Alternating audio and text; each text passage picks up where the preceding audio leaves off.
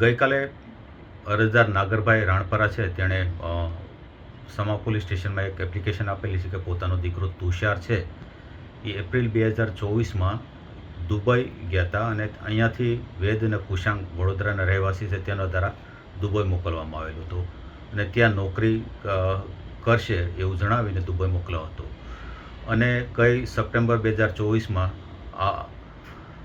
તુષાર છે તેને ત્યાંના દુબઈના અભિષેક કુમાર છે કોઈ એજન્ટ એના દ્વારા હોંગકોંગ મોકલાયેલો છે અને પોતાના દીકરા તુષાર સાથે છેલ્લા 6 મહિનાથી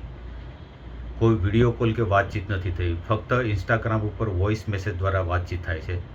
અને અરજદારનો આક્ષેપ છે પોતાના દીકરાને કોઈ બંધક બનાવ્યો અથવા તો શોષણ થતું હોય તેવો આક્ષેપ કરેલો હોય, જે બાબતે પીઆઈ શ્રી કોડિયાતર સમા પોલીસ સ્ટેશનની તપાસ કરે છે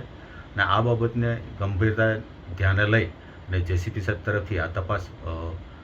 ક્રાઇમ બ્રાન્ચને સોંપવામાં આવી છે અને પોતાના તમામ